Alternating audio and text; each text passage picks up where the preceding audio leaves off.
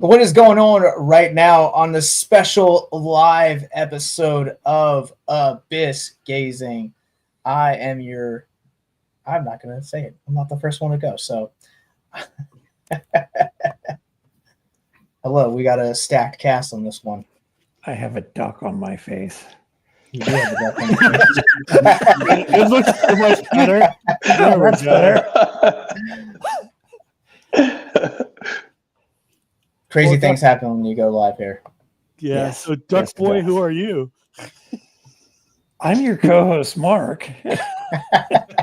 And I'm Billy. And I am your other co-host that almost went out of sync, but I am Josh, and we are joined this super size episode, Worlds Collide.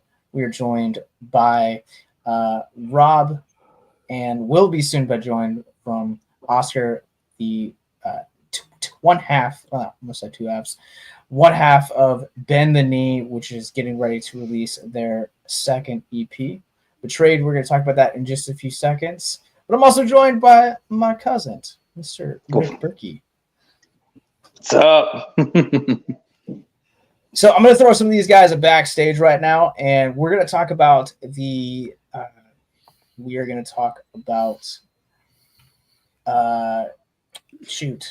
Betrayed. The upcoming release from Bend the Knee.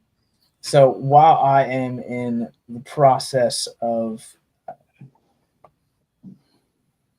doing this, Rob, my man, Hey, let's talk what's about up? this new release from you guys. This is one is called Betrayed, and I know the game plan for your guys' music thanks to long conversations with Oscar. But can you tell us a little bit about what fans are going to be expecting from Betrayed? So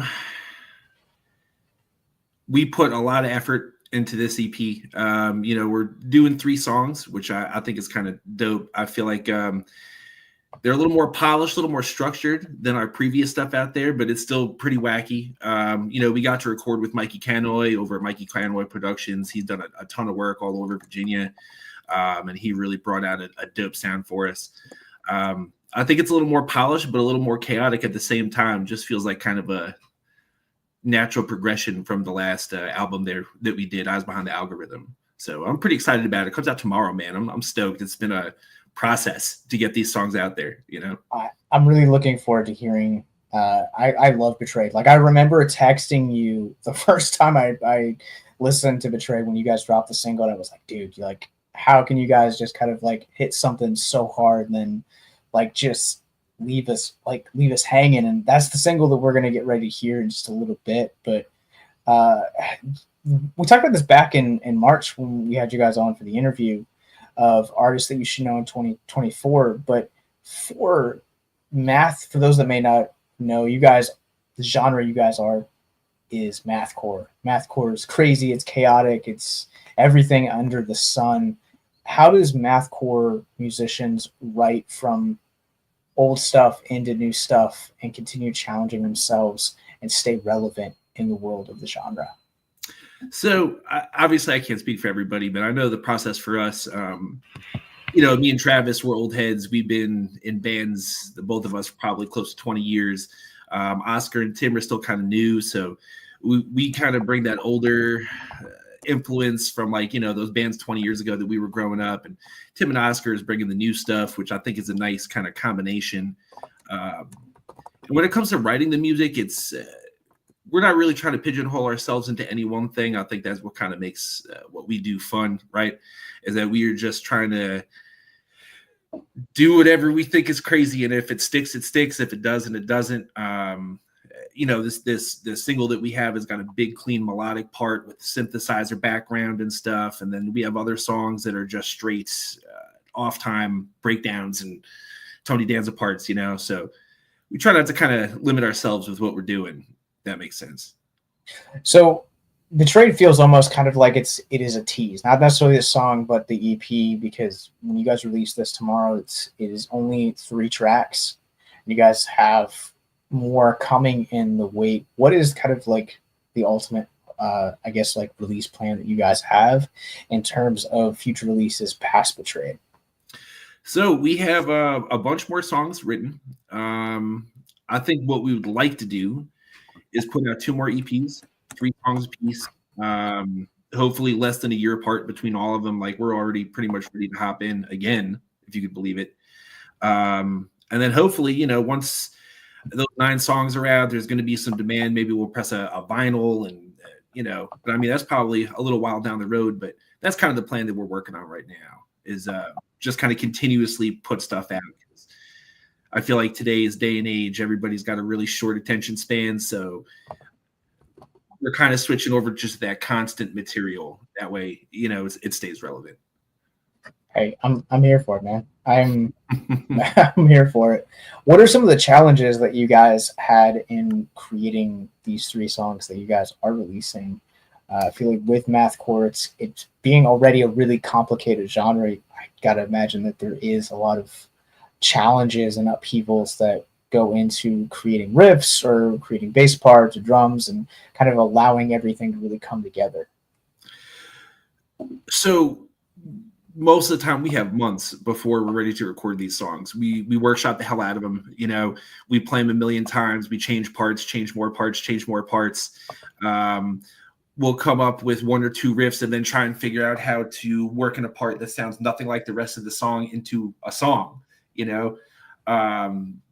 because we're kind of in the mindset that we don't want to limit ourselves to what we want to do. If we think it's going to sound cool, we're going to try it, right? And we're going to try and work it in there. And if it works, it works. If it doesn't, it doesn't. So I think the biggest challenge is to take all these different moving parts and make them into one cohesive thing that sounds good. It's a bigger challenge than you think. So Oscar's running a little bit behind, and I know I was talking to him when he filled in for To Be a King back in October at our fundraiser show, but he was talking about like the challenges of him being a drummer and trying to match a lot of the complicated parts of some of the writing that you guys had. Do you have that yourself as a bassist, or do you find it flows a little bit easier for you? No. Travis makes me work harder than any other guitarist I've ever had to play with. I do second guitar parts for half the stuff I do on bass. And he's a wizard. I'm constantly rewriting stuff. It's definitely a challenge because again, it is all over the place. And coming as a bassist, I don't want to do just typical, simple bass stuff. Like I'm trying to get it spicy in there, and that in of itself presents a challenge because these songs are hard to play, man. Travis he's a freak, dude. But yeah, I mean that's I think the biggest struggle for sure is trying to make it all work. It's a lot of moving pieces, right? But it seems to work out in the end sometimes. Like so crazy things happen when you go live. And did you get joined by Oscar? How you doing, bro? So I want to give it a stern talking to. Huh? You had to give somebody a stern talking to. It happens. No. It happens. As a drummer in Bend the Knee, we talked about this at the fundraiser show. What are your hopes that like people take away from like your challenges in crafting the percussion that we're going to hear on the trade? Man, it's a lot. So I would say that Bend the Knee has definitely taken me to another level, drumming wise. Instead of being everything like straightforward, there's a lot of moving pieces, a lot of things I need to focus on, open up my skill set, and the time signatures, the madness of Travis, like coming up with some random parts, and just trying to put it all together. I think honestly, like people, just trying to motivate others to just pick up an instrument. If I can do it, anybody can sit down and do it, figure it out themselves. And if you're motivated and driven to play an instrument, I think you'll find your niche, you'll find your music that'll drive you. And I just want people just to be motivated to do anything they want to do, right? I mean, for me, drumming is kind of like a therapeutic thing to do. And playing drums, obviously, like clears your brain the entire freaking time, man. Like you're you're not thinking about anything else besides like what's going on in the moment. So I think that some people should maybe them not take that idea from me, but I would like to show that to people that like that's what I do. It's therapy, right? Even if you're in the mosh pit, just taking your frustration out, not to harm anybody, but just the feel of the music just drives you to release that frustration and whatever you're dealing through. So drums for me are like therapy, honestly. And with Bend the Knee, it's perfect because I can't think about anything else besides what's happening at the moment. Yeah, well, it's well spoken. Is there anything else that you guys want to talk about real quick before we jump into the video for Betrayed? Well, I would love to talk about the shows we got coming up, if that's cool. Yeah, we do have a show. Fredericksburg and the Damned Oddities, November 21st with the homies in False Sense, Disposed and Thalidomide. Then we got the November 22nd, which is a Friday, over at Bad Habits in Martinsburg, West Virginia. It's our first time out there in West Virginia, which is going to be sweet. And then we got the 23rd in Manassas at the Salisbury Center, again with False Sense and Ladder Match and Elegy. And then we got something with you, 12/14, that's going to be pretty dope down in Virginia Beach. I'm really excited about that too, man. This is our first time back at the beach in over a year. Yes. So, yeah, it's going to be sweet. All right. Well, yeah. So you guys check it out, and that show is on the 14th is stacked. Yes, ridiculous. Thank you stacked. for putting us on there, man. Yeah, I'm really on it. All right, well, you guys are getting ready to check it out. This is the title track from Betrayed. We will be right back.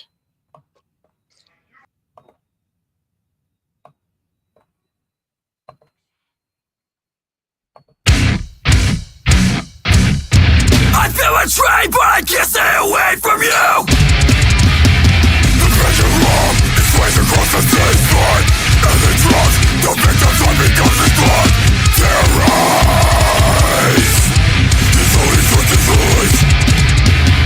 The pendulum it sways across the stage line, and the drugs, the victims are becomes his blood. Terrorize, it's only such a voice. I feel betrayed. I need to get the fuck out. I scream as the blade gets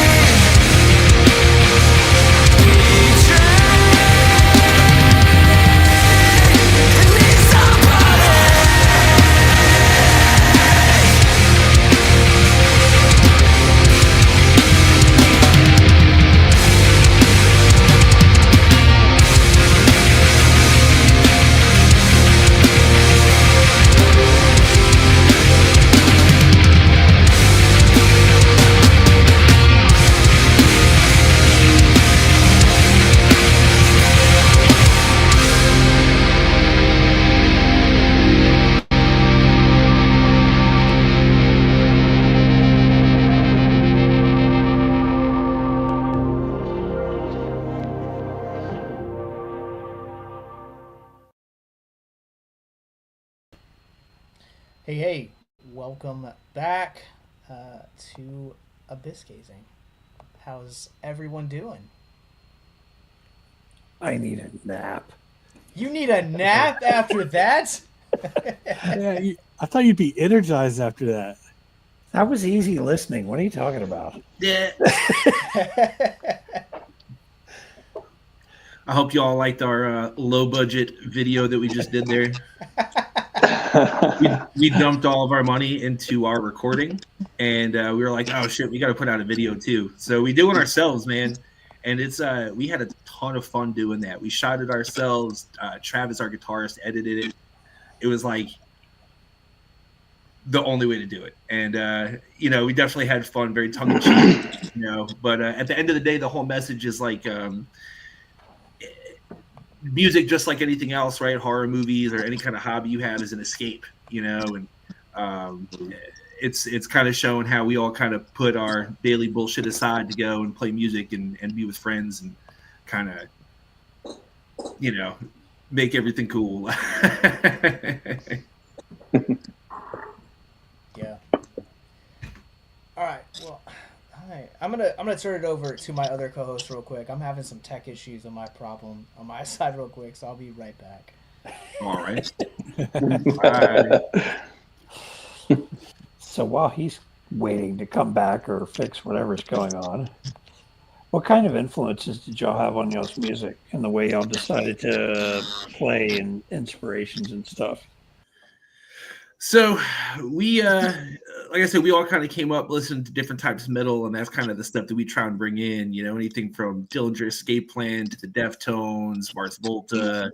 I know Oscar listens to a ton of Latin music. I listen to a lot of weird jazz shit. We really try and bring in stuff from everywhere. I think if it sounds good, we're going to try and work in it at some point. You know what I mean? Like, that's kind of what makes it fun, right? It's like even the next songs we have like jazz and hip hop samples in some of the songs. You're just doing weird shit. we like to create chaos in a controlled way, kind of. Organized chaos. That's right. Everybody that's into metal, there's always that one band that got them into it, and that it was all downhill from there. That was it for y'all. Yeah, we try. I think Rob put it this way one time. Everybody thinks we're gonna sing, but we ended up sagging. How do you kind of like wait? Like everybody thinks we're gonna go one direction, then like nope, we're gonna switch it. Same with the breakdown at the end. Everybody's gonna think that we're gonna do a like crazy breakdown, but no, we're like no, we're just gonna bring you down, nice and melodic, bring it down a little bit. So yeah, I think what you were asking, right, is like the OG stuff, man. I grew up listening to like when I was young, middle school, like punk rock, basic entry level metal, like Korn, Metallica, Pantera, that sort of stuff. And then I was like 14. I heard these two bands, the Dillinger Escape Plan and Coalesce, for the first time. I probably got both of their like CDs from it was like 99, 2000, like right around the same time. And that was it, man. I was off to the races. I heard that shit. I was like, I've never even heard music that sounded like this before. Like, I need more. We just started going to shows and buying records. And 20 something years later, dude, I'm still playing music. Like, shows are one of those things that no matter what group you're in or part of, everybody fits in a metal show. And it's always been that way as far as I can remember. Yeah. I'll say this, and Josh could back this up, so can Oscar.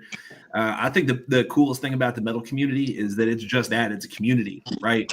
I grew up in New York going to shows on Long Island in New York City when I was 14 years old, and I'm 38 living here in Richmond, Virginia.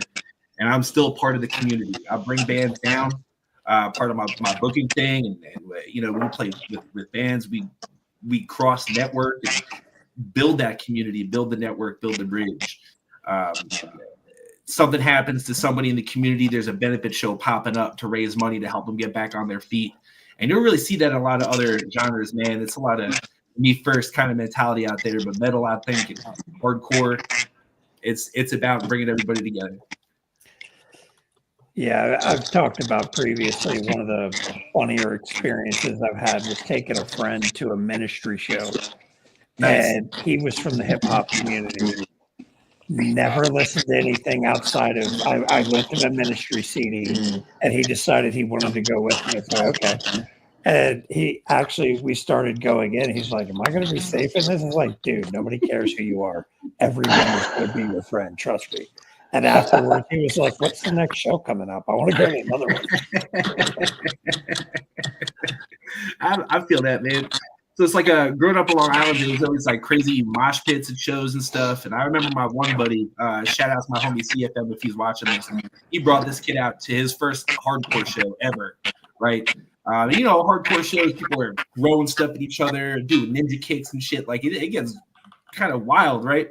So this dude, when he comes to this show, he's got this mentality like, well, if anybody hits me, I'm gonna beat him up. And it's like, all right, dude, like let's just chill. It's gonna be fine. We play our set, and he comes back, and I go meet my boy and his friend, and his friend definitely busted his nose, like somebody hit him in the mosh pit. His face was leaking. And I come up to him, I'm like, "Oh no, I'm so sorry." He's like, "No, it's totally cool." And this was awesome because it just was. It was the community. Like he understood. It didn't even really matter. Like you get, Welcome back, Josh. Oh, he's muted. He's muted now. He unmuted me for a minute. Yeah. Oh, hey, there you go. Hey, buddy. I am back. Now everyone's echo. All right. We're going to take a 2-minute pause, and we're going to come back to live. We'll be right back. All right.